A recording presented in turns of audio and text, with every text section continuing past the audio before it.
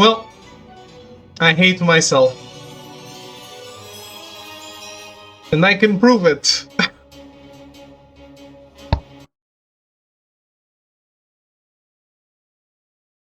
had a billion guesses I would not come up with this game. David never fails.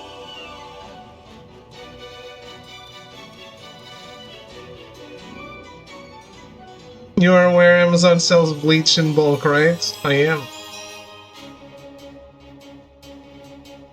You know what? I am tired from Mega Man. Let's just watch this.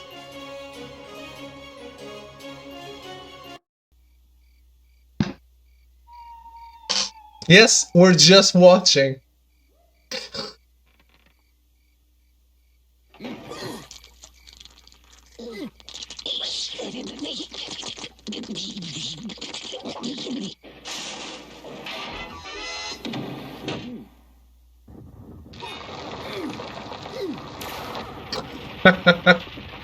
You should hold the controller up.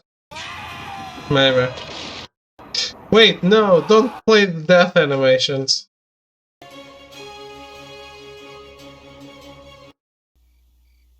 I'm sorry.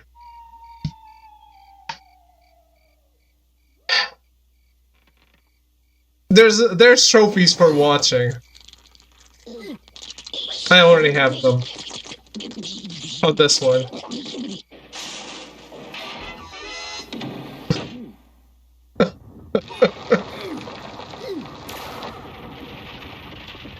No, not ruined. I fixed it. Because otherwise you'd be seeing all the death scenes. After every room would be followed by 1,000 death scenes. You're truly something special, never change. Thank you. Thank you for the bits. Have you played this one?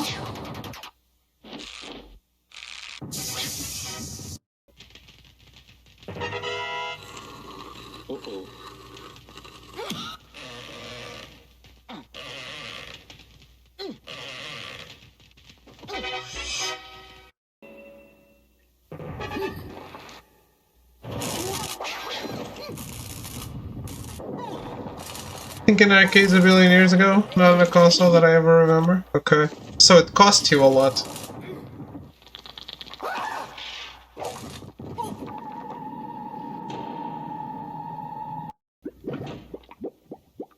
You know, games were pay to win before we knew what pay to win was. Cost my parents a lot, exactly. Arcade games are the definition of pay to win. Probably lost a good 20 bucks to the arcades thanks to this cabinet. Damn.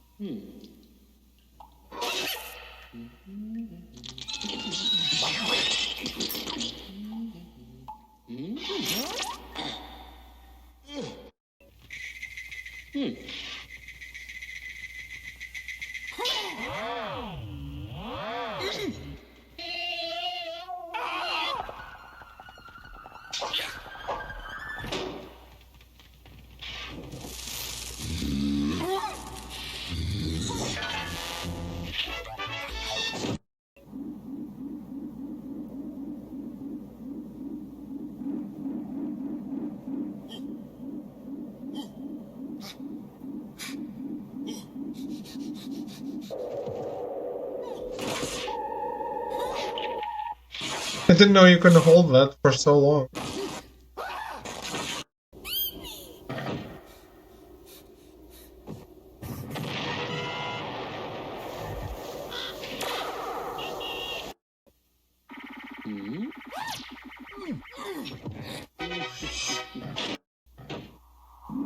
There was a miscellaneous trophy there.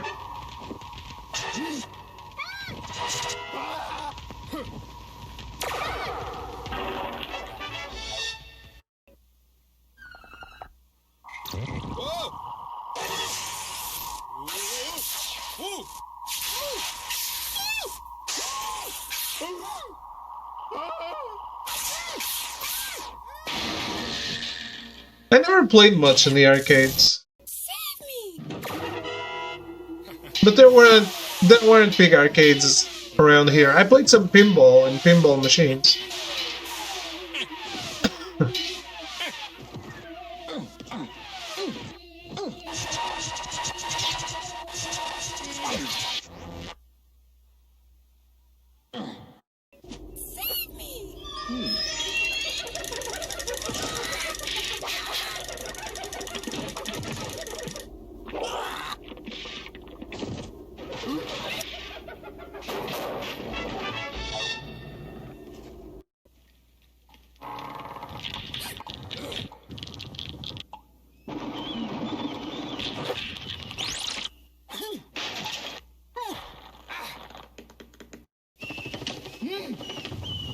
This is probably the unluckiest man ever to have lived.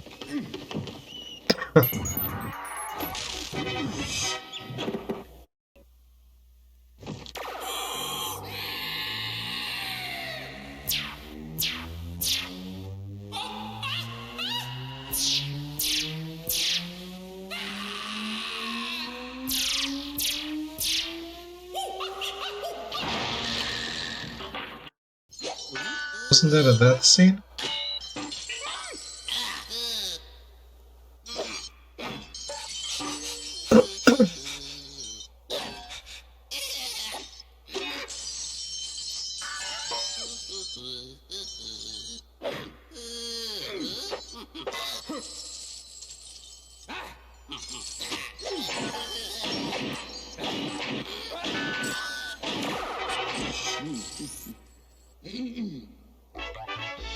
There's so much. We've come a long way. That is true.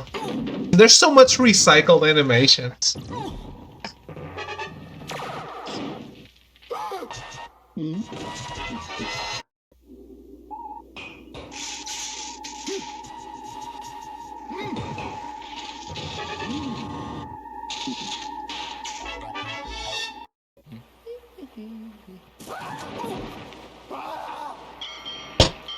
People complain about quick time events. This entire game is a quick time event.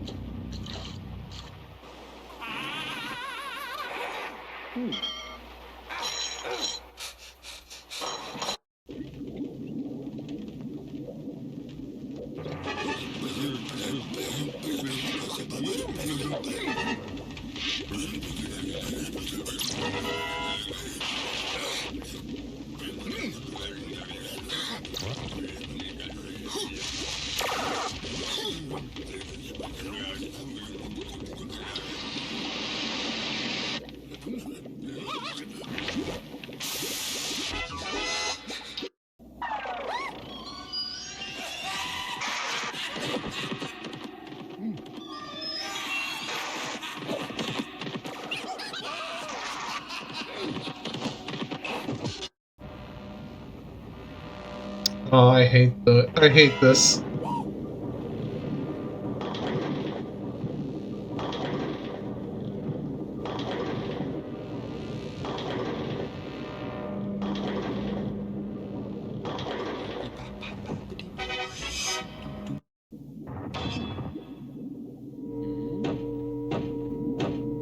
That environment also exists in Space Ace.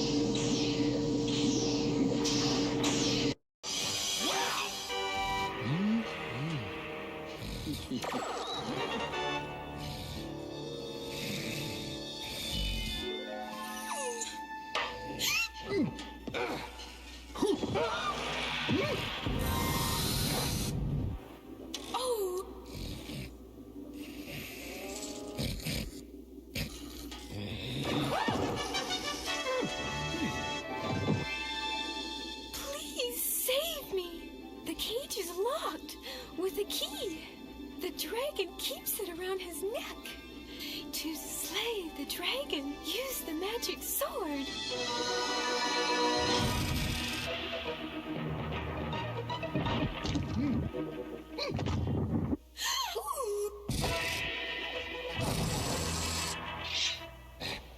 Princess Daphne, though, good waifu.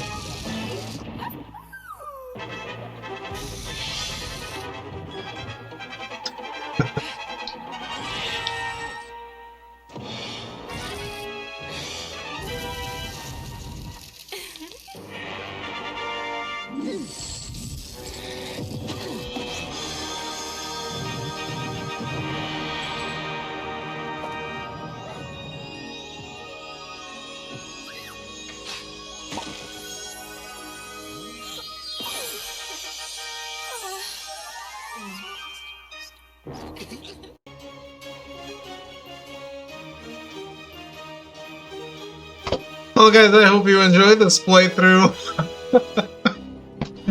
of Dragon's Lair.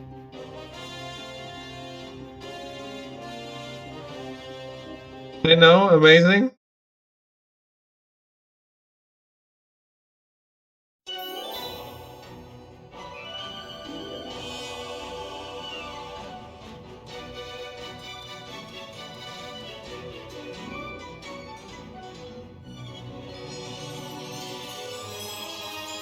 Boom!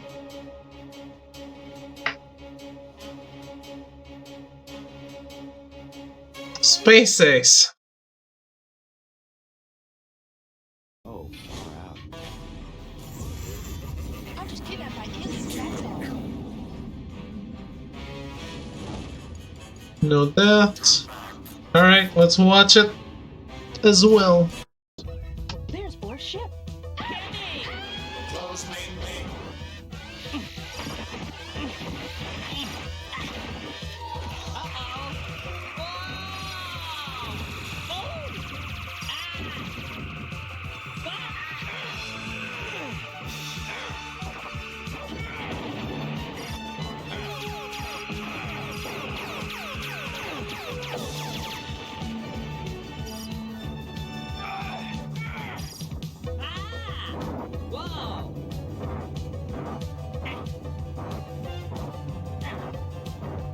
I believe this one wasn't as popular.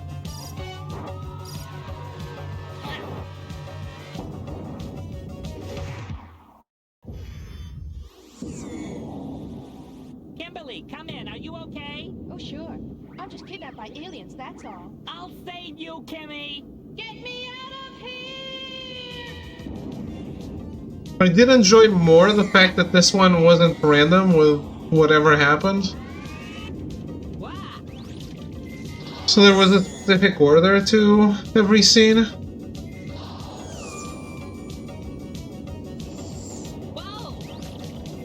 Space station. Request permission to land. Aha! Borf is here.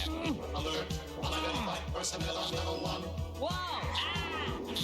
Seal off all exits to level 1. Whoa!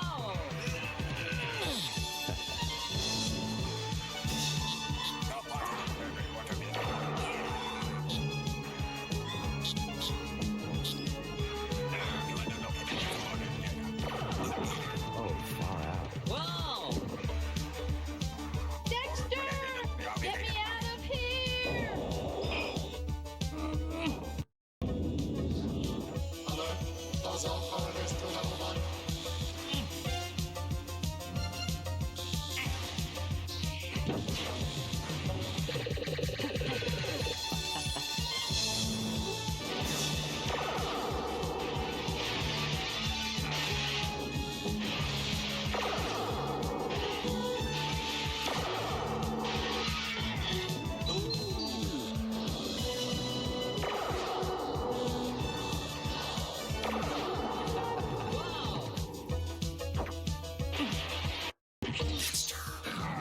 Didn't remember that screen in particular.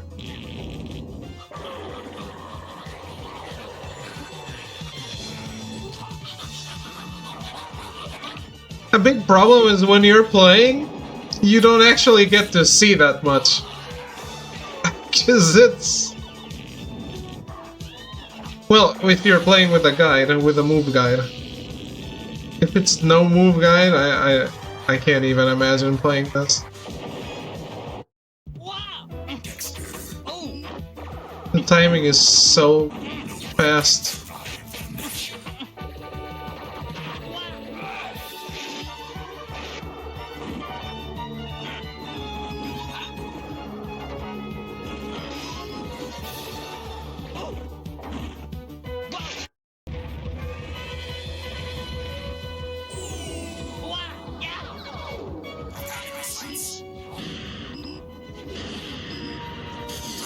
Get you this time. The pacing of this game is crazy though. He's had it. Ah! I win! Later, Space Invader. Dexter! Oh! Oh!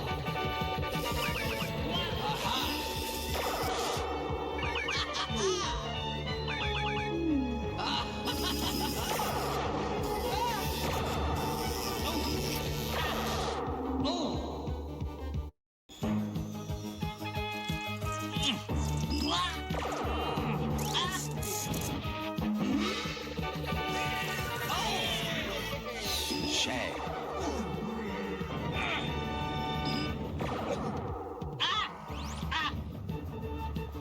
Whoa! Whoa! Kenny! Beware your dark side.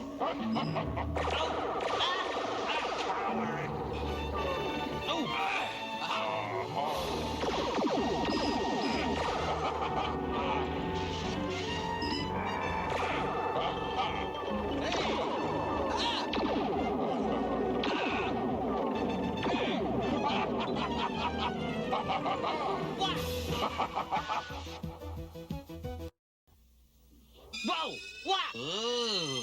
Dexter! Dexter! No! Yikes! What? Dexter!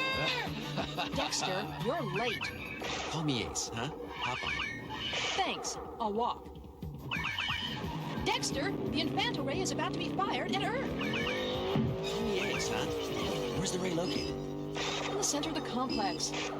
Can you get us in there? Yes. Lug nuts. Dwarf know I'm here? Yes, and he's geared for battle. Let's say we shoot Dwarf with his own Infanta. Why, yes. Would say we have dinner tonight? Get serious. I am. Make a right. Watch out, Dwarf, old buddy. Here we come. Dexter! Call me Ace, huh? The morph control. Hey!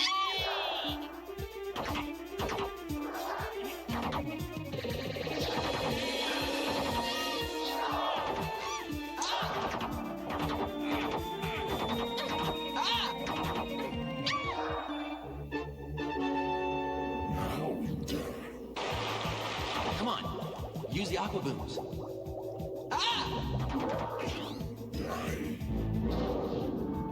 Black eel is in the tank.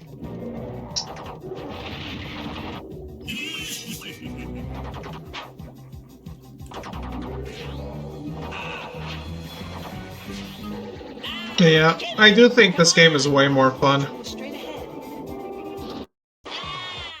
Oh! Which way? Which way? Which way?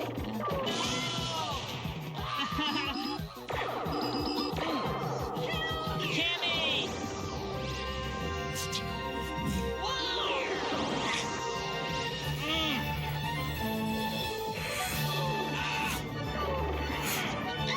Dexter!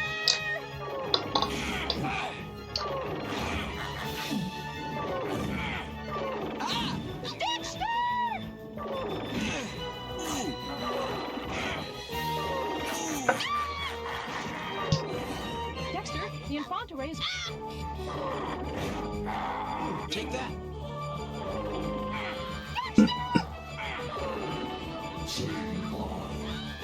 Run! Run! Take that.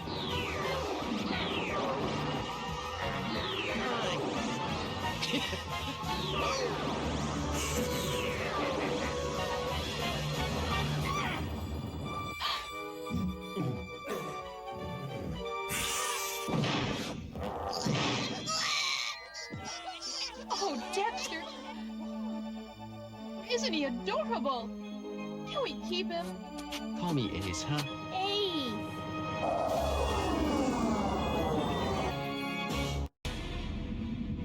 Aha! Damn. Borf is here. Ended up getting it cute too. Seems fair.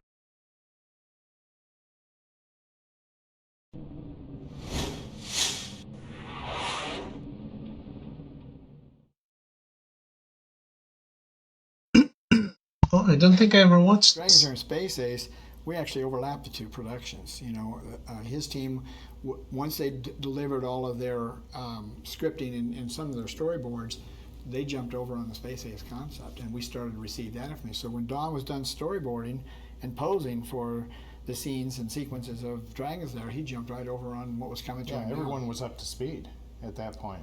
I mean, we were meshing. the teams knew what they were doing. They didn't know if they were doing it right, but they knew what they were doing at that point.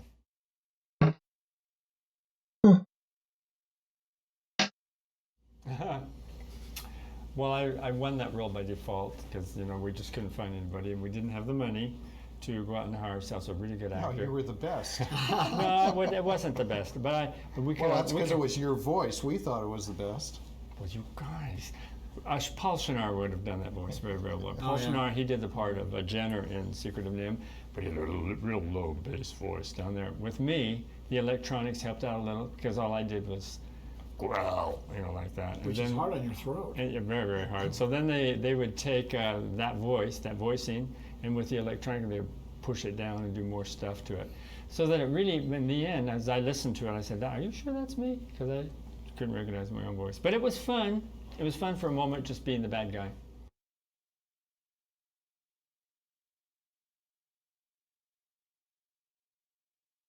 Musically, you know, the first Dragons Lair was just almost like watching Law and Order on TV. It just had these little music stings every once in a while, or, you know, maybe 2 bars of music, and that would be it. But Chris Stone, the composer for Dragons Lair, came back on Space Ace and actually gave it an underscore. Yeah, score. Yeah. So everything advanced, you know, and even the cost of making each one of them advanced. The first one was like 1.3 million. Space Ace was 1.8 million. I think that's part of the reason why Space Ace felt like it had the continuity is because of that score. Oh, I believe so too. And then with Dragons Lair 2, that was all the way up to 2.3 million. So I mean, it just kept jumping, but we just kept putting more into them because we knew we had to do something that would keep that audience entertained visually.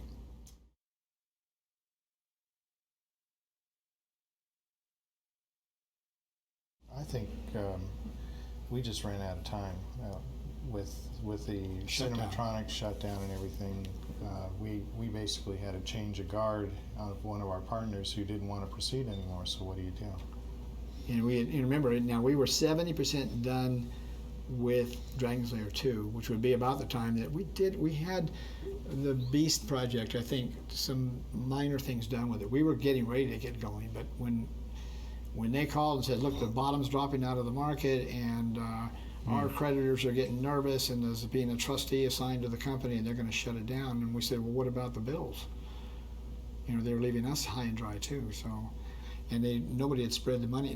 We'd reinvested the money in making the games, but we hadn't cut profits to the 3 companies. They were sitting on all the money.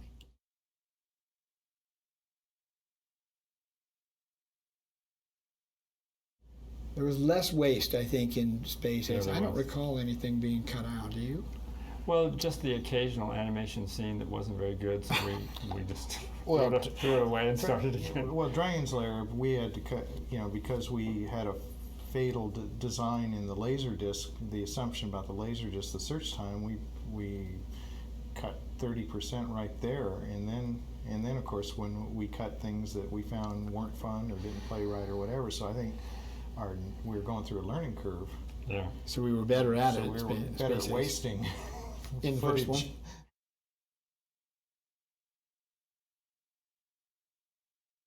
This has no My rhythm. favorite scene in Space Ace probably is them on those power skates where they're going through all the canyons on that very strange environment. But below, I think they're right below at the bottom of where Borf's main camp is.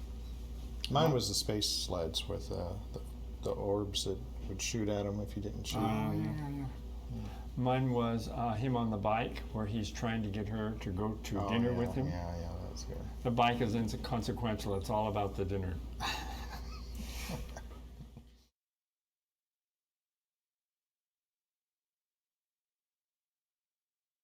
We've had all the artwork for almost everything we've done. The Dragon's Lair, our first film in Don's Garage, Banjo the Woodpile Cat, and pieces of all the features, and especially the last three were passed on to us by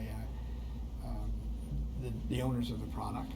And last year, after spending close to $500,000 over 20 years to store the stuff, we elected to donate it to one of the colleges that offer animation. So the entire archive, which would fill a 2,000, I guess you'd have to multiply it into a cube. It was very tall shelves, industrial shelves, that every shelf was filled with our archive. And that is all with the Savannah College of Art and Design and at the disposal of those art students. Damn, that would be fun to browse. Did Dragon's Lair also have an interview like this? The interview has no rhythm, but it is. I'm just kidding. I do like seeing these things. Let's know it.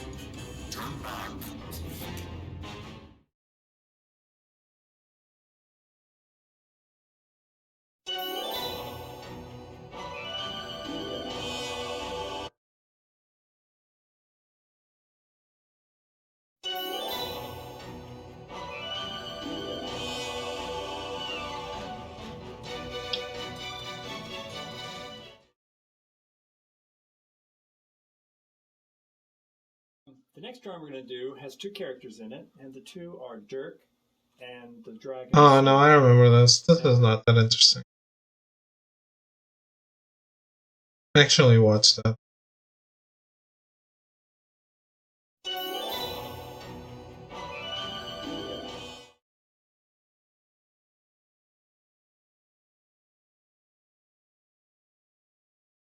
I think going way back in time was what I call the toilet paper version, which was a roll of cash register paper, and it would just roll it forward and backwards like a player piano, and there were hundreds of hand-painted pictures and text on each on this roll of cash register paper, and the computer would roll it to the one it wanted, stop, and then a light would light up behind, and there was this dark smoke glass, so you couldn't see it until the light lit up. And So it was mechanical and computer. Yeah, mechanical and computer. How long before you came to us? Was that going months before or a year before? It's probably probably 2 years before. Wow. And then after that, we took it to the toy companies, and they all loved it, and they had no idea how they would print that cash register paper. They had none. They said, we have no idea how we could do this, how we can manufacture it.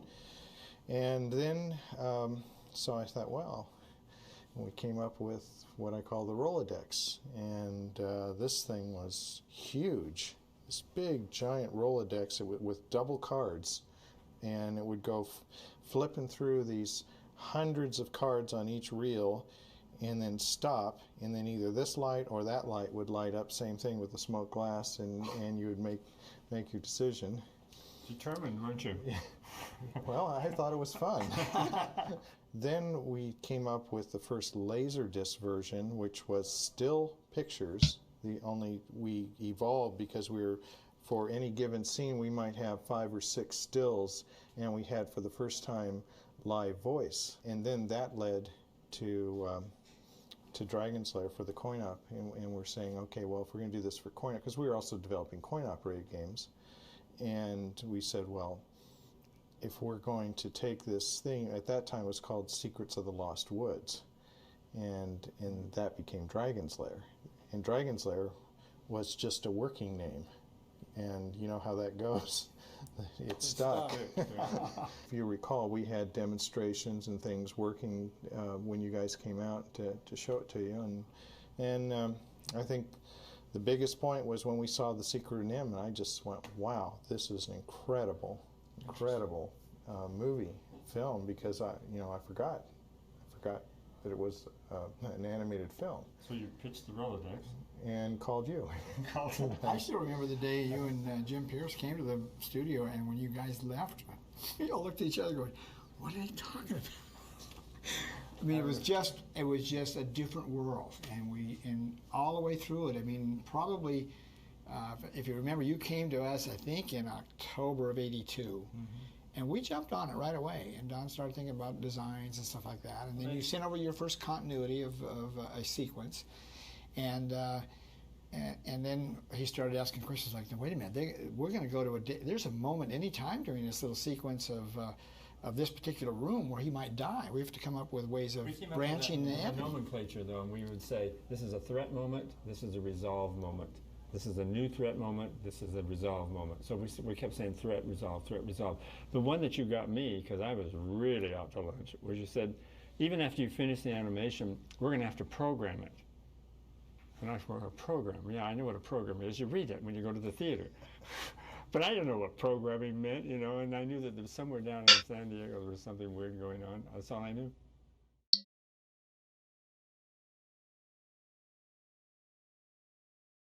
Imagine Disney made Don Bluth happy. Yeah, I think there was an awful lot of controversy between our companies. It started out real good, and then I think it got pretty contentious. I think a lot of it had to do with the pressure too. We had the scripts, we had the artists that were doing all these concepts and so forth. And for the most part, our team had no clue about the art of animation. True. And so they were coming up with things that may or may not have been animatable at all from your own standpoint. Yeah, it was sort of like we were lobbing stones at each other over a fence because we didn't know. I didn't understand your world at all, and then there was some reticence on what we were doing up there. So each was doing its own thing, what we were familiar with. We with animation, they with the electronics, but also Rick has a good sense of story and character, and so that's what I think was sustaining what was going on in your company. And then we were kind to grab the ball and run with it, but not knowing exactly what they were going to do with it when we reached the goalpost. Anyway, I think Dragon's Lair, the first one, would have been even better than it was, I think, if we understood each other's kingdoms a little bit better. But it was a moment of getting acquainted and we knowing what their job was and vice versa. But I believe just the story elements, that we hooked into almost immediately. And what we were trying to tell was a story of a knight who was a ne'er-do-well, who was sort of klutzy and didn't know quite what he was doing and wasn't very adept, trying to save a princess that was equally not adept. And so I think that it is absolutely getting acquainted, because we were designing from a gameplay standpoint, right, and you were having to work from how do I bring it to life from an animation standpoint. And the problem was that sometimes what we were ending up with wasn't playable as a game. It was beautiful as a piece of film, but that they would get it back and go, he changed it. How are we gonna play with this? The way my brain has worked in the past is that I would see something and it would come in a concept. Maybe it's just in script form or written right there, and I'd say, oh, okay. So immediately I see the visions of it and what could be. So then, in so doing, I'm not gonna let those words stop me, because we have to push further. We have to push it to a place where we get something that's really, really excellent. Which again, what you're doing is building on something that's been put underneath you. Mm-hmm. Well, those who put that there are going to feel like, oh, you don't like what I did, It isn't that at all. But I think any creative or collaborative process that's creative is that you are building on an idea all the time. This is always happening. And if you let your ego get a little bit sensitive to that, then it kind of cripples you. You should know the ideas are going to come. They come from out there somewhere. And when they come to you, it doesn't matter who births it. It's just you want to keep going for even more if you can get it even better. And I think that's what we were going through in the beginning was how to make the best thing game-wise and picture-wise on the screen so that the viewer could enjoy it. Well, the other problem is we were in uncharted waters. Completely, so there, it was a ship without a helm sometimes, because you had never been there and we had never been there, and trying That was fun though. to That's fun. trying to. I mean, I don't know where you are. And I think we survived it, and Dragon's Lair went on to become that unimaginable success because of the fact that we really were in uncharted waters, and I think our audience, which is the kids out there, they accepted it for what it was. Yeah, I think that's what They didn't have any milestone to compare it to. Okay. They didn't have a milestone, so they liked I wanna it. Start that out because we had a moviola, this little thing. It was this big. That was how that's the only way we ever saw this film, was on a moviola. The thing was about this big. Terrible, but it allowed us to see the film. And then the best we got was when we did the transfer. And Lucas talking. onto the digital. It was actually a video. Or video format. Yeah. Even on 1-inch C back then, the quality was what today's television is. It was good quality. It was better than TV. TV couldn't actually reproduce the It's older than me too. I never really got to see a big screen of it. Yeah. And so today, when we saw it on HD, it's like, for me, it was like seeing it for the first time. It was just brilliant. It's just Colors. so clear. Yeah. Dust free. How about you, Don? And of course the sound is. No, I'm very, very pleased with the HD because, to me, that's what I saw all the way along we were making it. I mean, even with the Moviola, so we saw it on a big screen. We projected in a projector. You see it on the big screen and you look at it and you see all the colors, all of the definitions, all of the lights and everything. It's all working together. So I'm used to seeing that. And so all the other formats we put this game to, I just sort of... Because it was a lot less than what I would less, not look yeah. at them. I would not look at them. See, I can look at this now and I can say, oh yeah, okay, that's closer. Well, you're a motion picture artist. This is 1983. It's 5 years at least. Really, all of it got done Before with me. a concept, not even a game design, just a one-page concept of what it was going to be. And Don did a poster, a pencil for a poster of Barnacle Bill and the Sea Beast. And It's as old as Throw. or Ron Diaz, one of the background artists, painted it into a poster about this big. And people have seen that. And they've asked about it. Part of what happens too is over the years, I think I've noticed that we pick an interesting title, then try and fit a story into it. I mean, All Dogs Go to Heaven was one of those titles. And you do it hoping that, it has an attraction from just the concept or from the title of the thing. Sea Beast was one of those that just sort of rings when you hear it, the Sea Beast, what is it? And some titles don't have that at all. And I think we would have been glad to do anything where you tell a story because it's the storytelling that's fun, whether it's a game or whether it's a movie. Movies are a lot of fun because they keep you employed for a long time and you have this rising action and the climax and the falling off action and you have really interesting characters. With a game, had it gotten to the place where you could have an interactive movie, if it had progressed to that, I would have been really... That would have been a real challenge. Because you know what, being passive, just sitting watching a movie and getting an opinion is all you really have. I don't think that's quite as interesting as participating in the movie somehow. Even if you're scared to death and you scream, at least you participated. But if you just sit and watch, it's not quite the thrill. Let me share a little more of the backstory too, because when we did Secret of Nim, our composer Jerry Goldsmith took the film or brought the film to Steven Spielberg's attention, and we had a meeting with Steven right after the completion of the showing of that. It was like August, early September of '82, and he looked at it and he says, "Gosh, I thought this died with Walt Disney.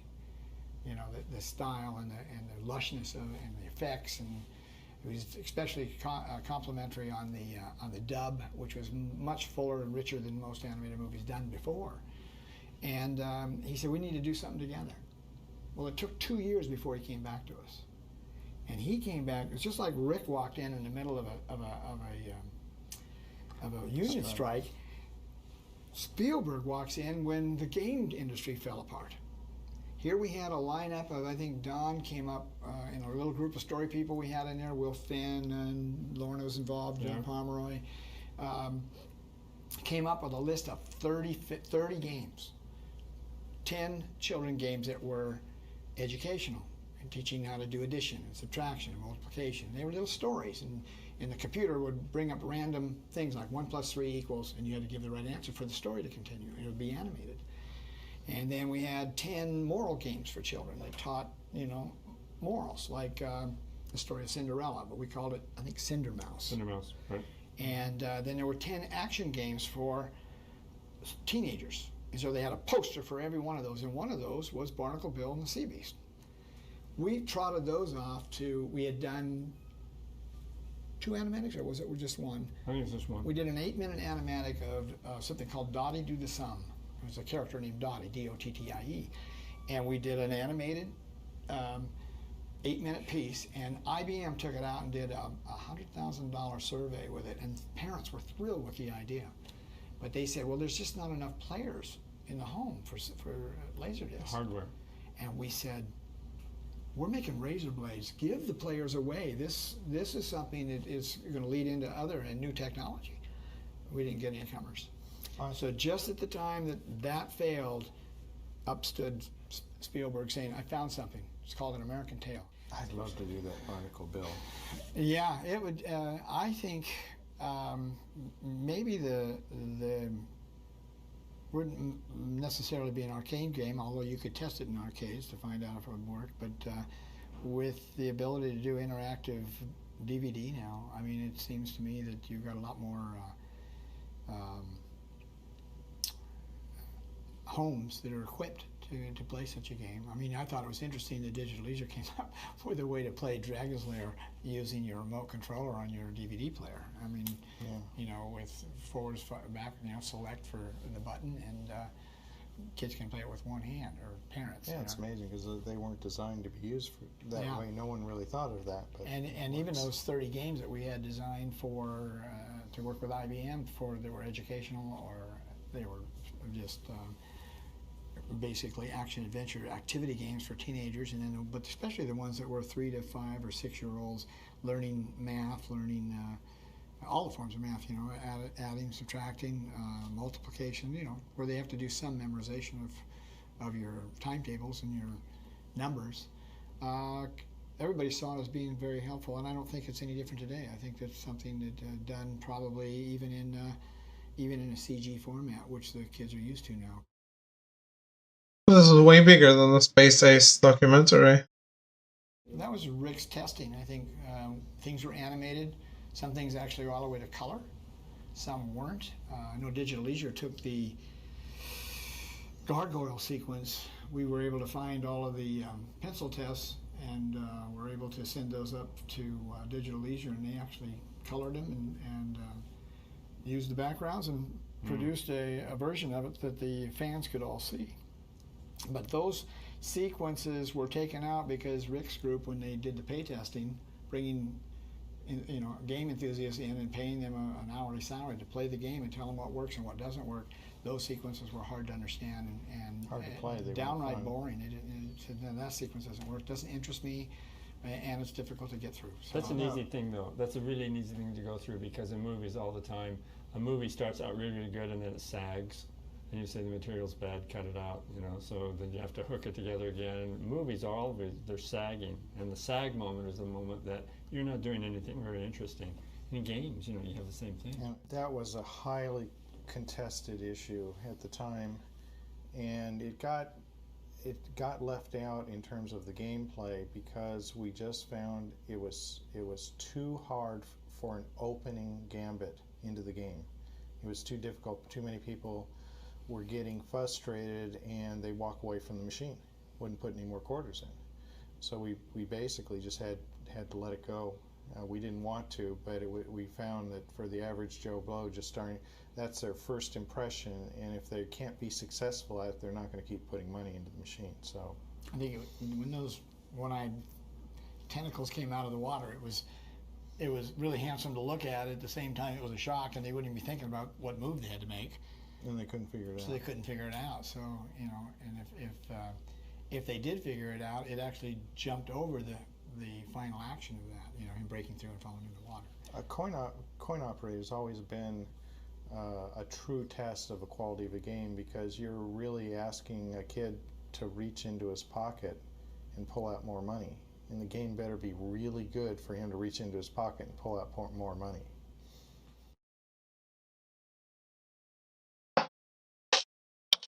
Well, it's the We parents' did money. The first test of Dragon's Lair, as far as exposing it to the audience, was at the March 1983 game show in Chicago, and it was such a huge hit.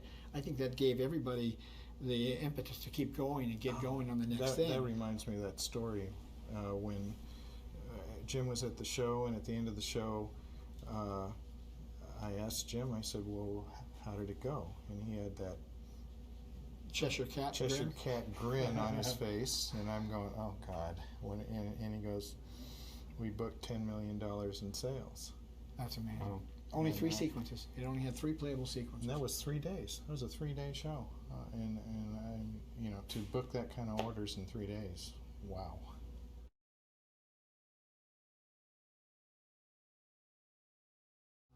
Let's see, my favorite scene in Dragon's Lair, I think, it might be that sort of a magic room he goes in and it says, eat me and drink me, and I just thought it was, just the concept was funny. It was a very, very short scene, but been a lot of requests from people that actually wanted to buy the cells and the background from that sequence, and it was funny. We never could find the background, so it went missing at some point in our careers.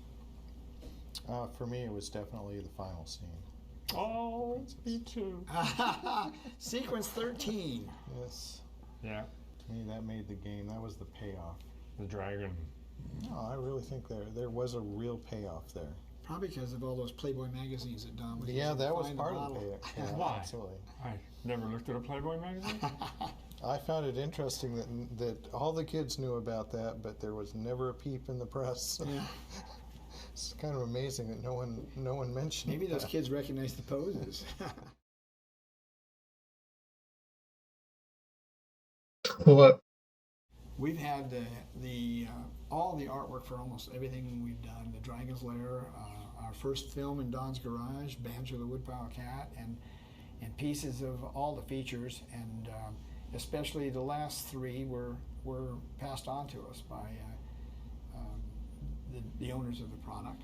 And last year, after spending close to $500,000 over 20 years to store the stuff, we elected to donate it to one of the colleges that offer animation. Wasn't this in the other one too? Entire archive, which would fill a 2,000, I guess you'd have to multiply it into a cube. It was very tall shelves, industrial shelves, that every shelf was filled with our archive. And that is all with the Savannah College of Art and Design and at the disposal of those art students.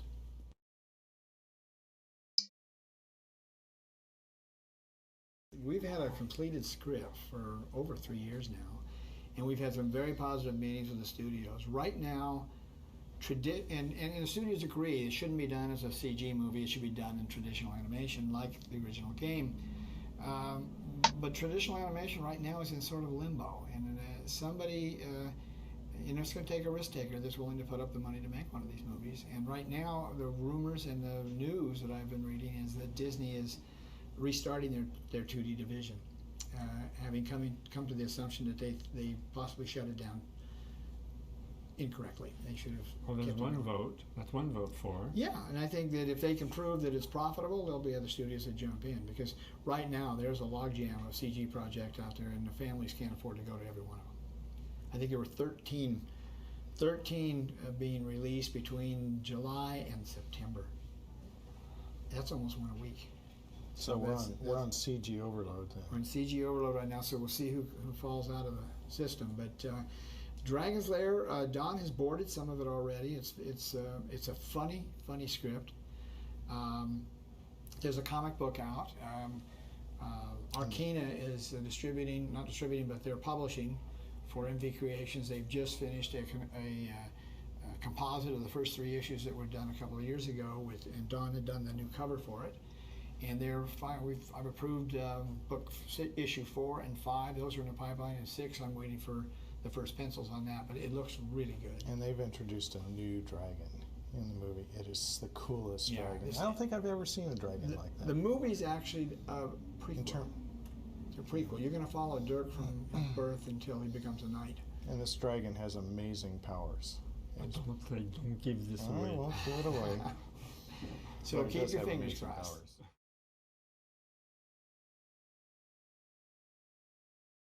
Alright.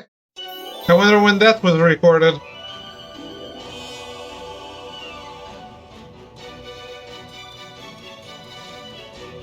Because it never happened.